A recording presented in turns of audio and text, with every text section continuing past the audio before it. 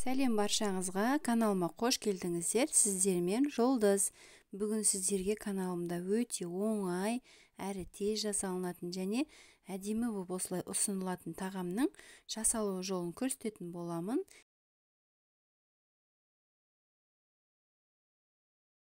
Соңына дейін көріңіздер. Және де менің каналыма тіркелмеген болсаңыз, подписаться деген қызыл батырманы басып, тіркеле кетіңіздер. Алдымен бұл тағамды жасау үшін қамырын илеп қоюымыз керек. ұн және суымызға тұз салып, тұзды ерігеннен кейін ұнға құйып отырып, қатты тығыз қамыр илеуіміз керек. Немесе қатты тығыз илей алмайтын болсаңыздар, бір жұмыртқа қосып илесеңіздер болады. Мен қосқан жоқпын, осылай қатты тығыз қып илейтін боламын. Аз-аздан су құйып отырып, қамыр илейміз.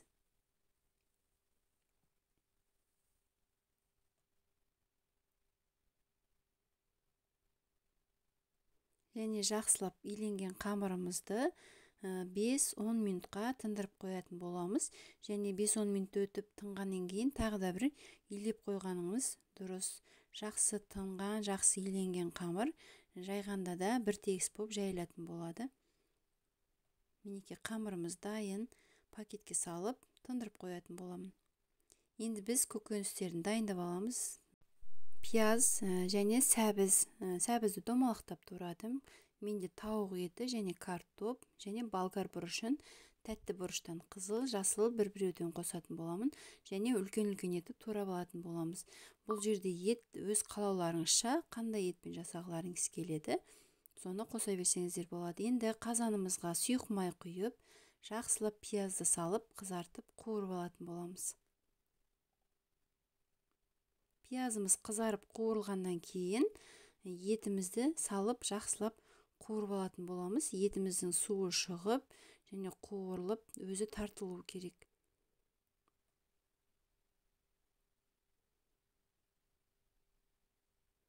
Неке жақсылап араластырып, және етке дәміне қарай кішкене тұз салатын боламыз.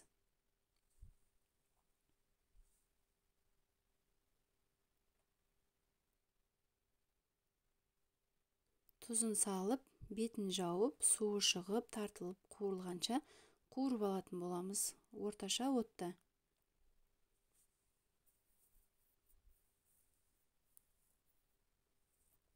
Мінекей етіміз жақсылап қуырылғаннан кейін сәбізді салып, тағы да 1 минуттай араластырып, сәбізді де қуырып алатын боламыз. Енді осының үстіне томатымызды салып, тағы да 1 минуттай жақсылап қуырып алуымыз керек. Томатымызды қуырып алғаннан кейін үлкен-үлкен етіп туралған картопымызды салып, оны да жақсылап 1 минуттай қуырып алатын боламыз. Әр көкөністі салған сайын 1-2 минуттан араластырып қуырып алғандарымыз дұрыс. Осы картопты салғаннан кейін дәмдеуіштер, қандай дәмдеуіш ұнайды сіздерге, соны салсаңыздар болады. Мен тек осы лавр жапырағын ғана салдым, және картоптың бетімен бірдей етіп су құятын боламыз.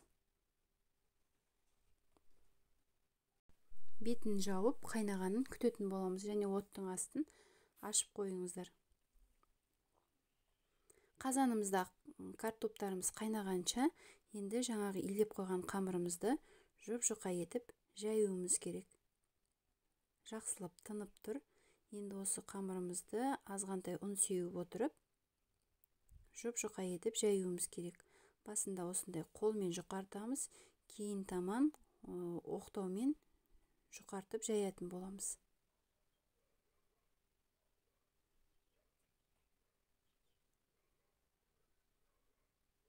Және оқтаумен жаярда қамырдың ортасын баспай, екі шетін ғана басып отырып, қамырымызды осылай дәл видеодағыдай айландырып отырып, шет-шетін ғана басып отырып жаятын боламыз. Сонда қамырларымыздың ортасы жұқармай, шет-шеті барлығы бір тегіс болып жайылатын болады.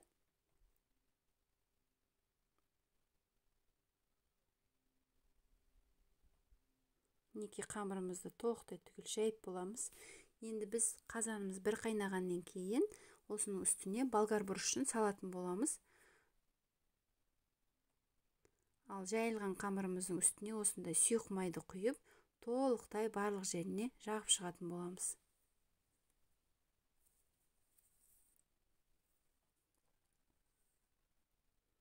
және май жағылған қамырымызды осылай жіңішке етіп кесіп шығатын боламыз. Және бұл жерде гүлді жасау сіздерге үлкендеу жасағыларыңыз келсе, осы ұзын күйінше орағандарыңыз дұрыс. Мен кішкентай үлкен емес гүлдер жасағандықтан осылай ортасынан бөліп қамырымызды екіге бүктеп, өстіп, рулет етіп орап шығатын боламыз. Және осы гүлдерімізді ораған кезде тығыз орамаңыздар, арасы бос боп оралуы керек. Және осылай жан-жағын бүйтіп ашсаңыздар, гүл тәріздес, роза гүл тәріздес боп шығатын болады. Өте оп-оңай. Барлық қамырымызды осылай жасап болды. Міне, ортасы бөлінген қысқа қамырдан осындай кішкентай гүл шығады, ал ұзын қамырымыздан осындай үлкен гүл шығатын болады. Енді картобымыз пісті, етіміз пісті. Осының үстіне барлық қамырларымызды қойып шығатын боламыз.